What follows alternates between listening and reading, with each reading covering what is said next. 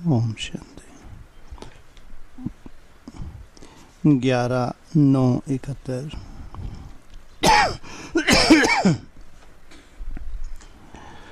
आज बोलना है क्या व देखना है? क्या देखना ही बोलना नहीं है?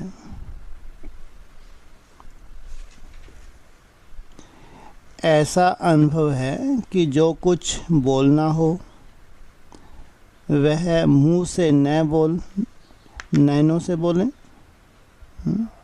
हो सकता है, हो सकता है, होता भी है। आज यह master knowledgeful, powerful, successful, serviceable की सभा है, तो क्या नैनों से नहीं जान सकते? अपने मन की भावना व बुद्धि के संकल्पों को नैनों से प्रकट नहीं कर सकते? यह भी तो पढ़ाई का पाठ है। तो बताओ, आज बाप दादा क्या बोलना चाहते हैं? बोलो, क्या बोलना चाहते हैं? जानते हो ना? मास्टर नॉलेजफुल होना। तो यह पाठ जब पढ़ चुके हो तो इसी पाठ का पेपर देने के लिए तैयार हो। महावीर तो हो ही। यह महावीरों का ग्रुप है ना। औरों की बैटरी को चार्ज करने वाले इंचार्ज हैं। क्या बोला बाबा ने? औरों की बैटरी को चार्ज करने वाले इंचार्ज हैं। बाप दादा तो देख रहे हैं कि यह सभी नंबरवार पास हुए ग्रुप हैं। कई बातों को, कई अनुभवों को देखते पास करते करते पास नहीं हो गए हो। 3 प्रकार के पास हैं। तो इन तीनों प्रकार के पास शब्द में पास होना है। एक होता है कोई बात व रास्ते को पास करना। एक होता है पढ़ाई में पास होना, और नज़दीक को भी पास कहते हैं। नज़दीक अर्थात समीप रत्न। तो तीनों प्रकार के पास शब्द में पास हो। इस बार वैसे ही बोला भी है ना, इस साल के लिए क्या बोला? पास होना है, पास करना है और पास रहना है। तो नज़दीक अर्थात समीप रत्न, तीनों प्रकार के पास शब्द में पास हो। त्रिशूल का तिलक अर्थात तीनों ही प्रकार के पास शब्द में पास। यह तिलक नहीं दिखाई देता। इस ग्रुप के मस्तक पर यह त्रिशूल का तिलक आप लोगों को दिखाई देता है। बाप दादा को आज की सभा क्या दिखाई दे रही है जानती हो? अपना साक्षात्कार तो होता ही है ना। अभी अभी का अपना साक्षात्कार हो रहा है। दादी को देखो, यह है साक्षात्कार मूर्त और आप हो साक्षी। तो बताओ, इन्हों के ग्रुप का कौन सा एक साक्षात्कार हो रहा है? फिर यह मना दादी माइक है, आप दीदी माइट हो। दादी क्या हो गई? माइक। और दीदी को क्या बताया? माइट। ऐसे यह माइट देती है, वह माइक बोलता है। बाप दादा को क्या साक्षात्कार हो रहा है? ये तो सबको लग रहा है कि दादी तो विशेष माइक का काम कर रही है, आवाज़ फैला रही है, और दीदी माइट का वायुमंडल बना रही है। तो क्यों अभी डबल ताज नहीं है क्या? अगर डबल क्राउन धारण नहीं करेंगे तो भविष्य में भी डबल क्राउन तो मिल ही नहीं सकेगा। तो आज डबल ताजधारी तिलकधारी तख्त नशीन राज ऋषि दरबार देख रहे हैं। भविष्य की दरबार तो इस दरबार के आगे फीकी है।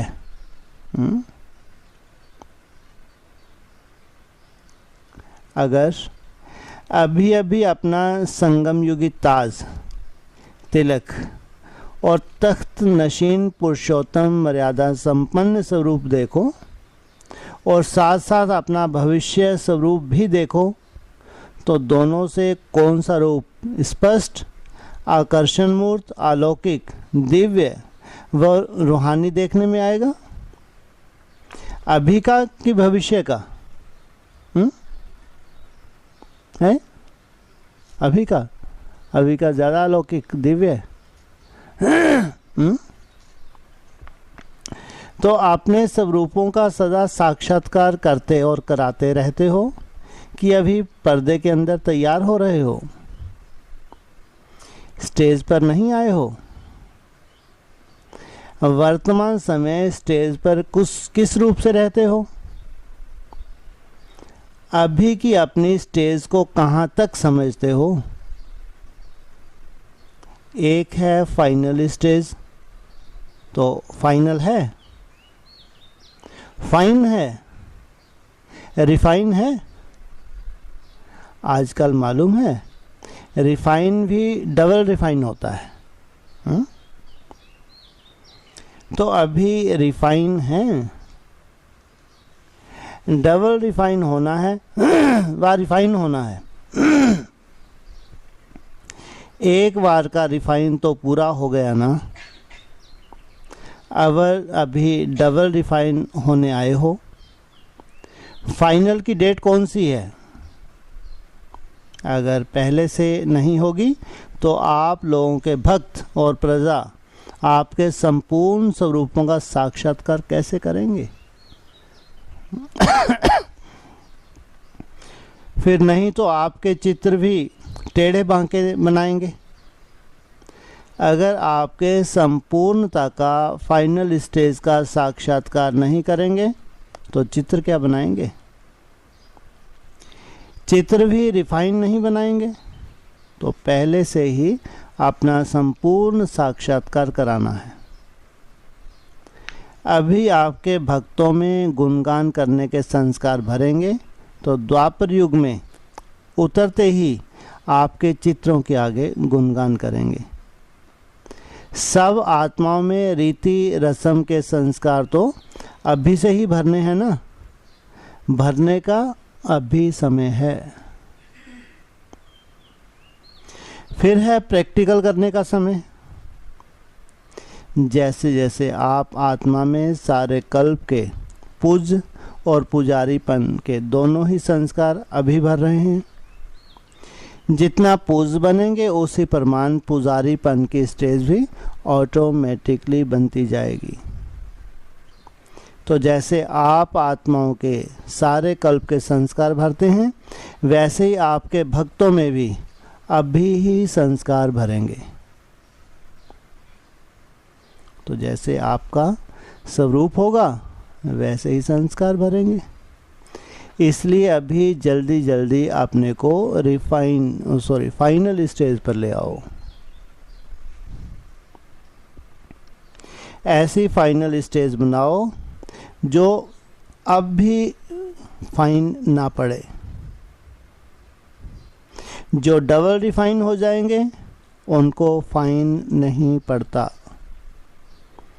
फाइनल वाले को कोई फाइल नहीं कर जाता, कोई फाइल नहीं रह जाता, फाइन नहीं रह जाता जो फाइनल में पहुंच जाते हैं। इसलिए जो भी कुछ फाइल रहा हुआ है उसको ख़त्म करो। जो पुराने फाइलें हैं जिनको ख़त्म करना है, कोई फाइल ना रहे उसको ख़त्म करो। अगर महावीरों को भी फाइन भरना पड़े तो महावीर ही क्या।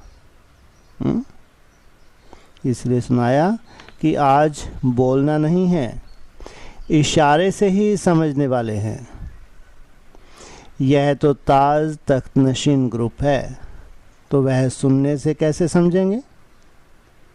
अगर अभी भी कहने से करेंगे तो कहने से करने वाले तो कौन होते हैं? मनुष्य होते हैं। आप लोग तो देवताओं से भी श्रेष्ठ हो। ब्राह्मण कहो व फरिश्ते कहो।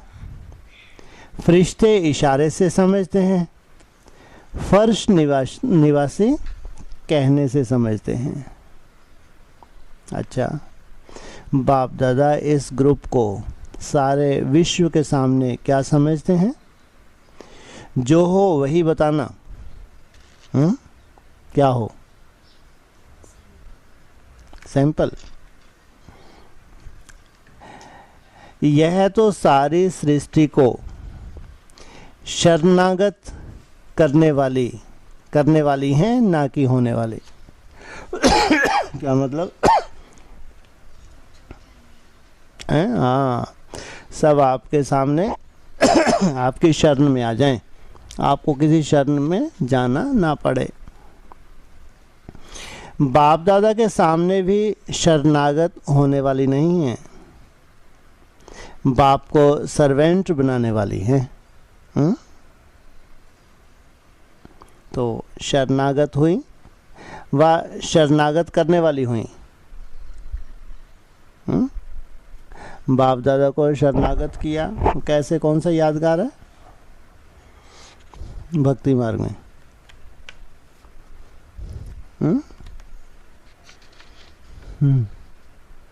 कोई यादगार नहीं? बोलो। ऐसा तो बाबा ने बताया है, क्या बताया अभी ऊपर? सर्वेंट है, लेकिन चित्र कौन सा बना हुआ है? शरणागत।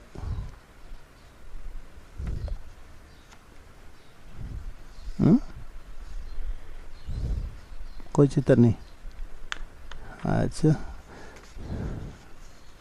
सर्वेंट लोग क्या करते हैं? मालिक के पाँव छूते थोड़ी दबाते हैं। हैं? पाँव भी तो दबाते हैं, बाबा मुरली में भी बोलते हैं। क्या करते हैं? शरण में आ जाते हैं, शरणागत। तो बाप शरण में है, आप बाप की शरण में आए हैं? हम आए हो या बाबा आए हैं? हैं? यहाँ तो बोल रहे हैं, बाप बोल रहे हैं हम शरणागत हुए, हम आपकी शरण में आए। भक्ति मार्ग में कहते हैं हम शरणागत, हम आपकी शरण में आए। लेकिन यहाँ बाबा कहते हैं बाप तुम्हारी शरण में आए, तुम्हारी सेवा के लिए।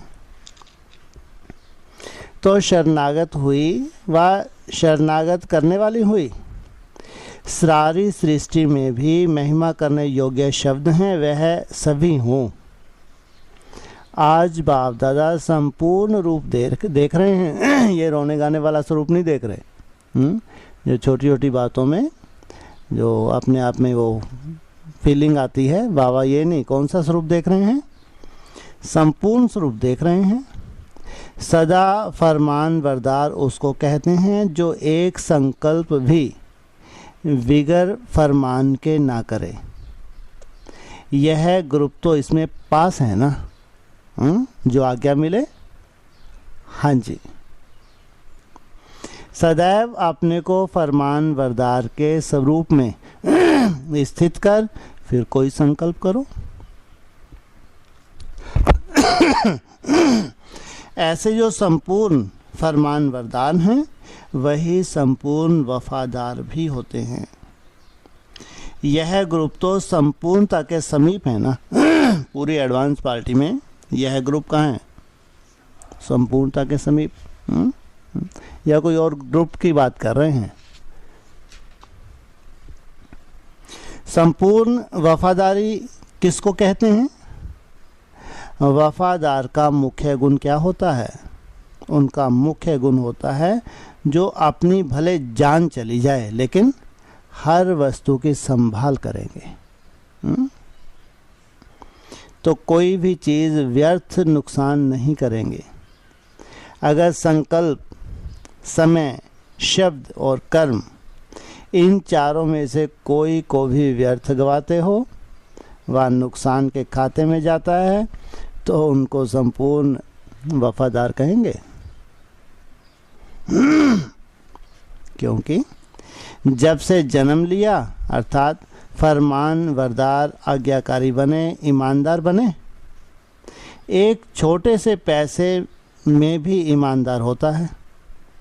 तो जब से जन्म लिया है तब से मन अर्थात संकल्प, समय और कर्म जो भी करेंगे वह बाप के ईश्वरीय सेवा अर्थ करेंगे। यह प्रतिज्ञा की सर्व समर्पण हुए हो, तो यह सभी बाप के ईश्वरीय सेवा अर्थ हो गई। अगर ईश्वरीय सेवा के बजाय कहाँ संकल्प व समय व तन द्वारा व्यर्थ कार्य होता है, तो उसको क्या कहेंगे? उसको संपूर्ण वफादार कहेंगे। यह नहीं समझना कि एक सेकंड क्या बड़ी बात है। अगर एक नए पैसे की भी वफादारी नहीं तो उसको संपूर्ण वफादार नहीं कहेंगे। यह ग्रुप तो संपूर्ण फरमानबरदार, संपूर्ण वफादार है ना। ऐसे संपूर्ण वफादार, फरमानबरदार, ईमानदार, आज्ञाकारी ग्रुप को क्या कहेंगे? क्या कहेंगे बाबा? नमस्ते, नमन करते हैं। नमस्ते के बाद फिर क्या होता है?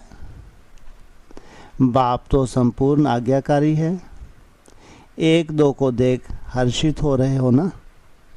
संगम युग के दरबार का यह श्रृंगार है। संगम युग का जो दरबार लगता है उसका यह ग्रुप क्या है? दरबार लगेगा ना, तो यह श्रृंगार है। ओम शांति।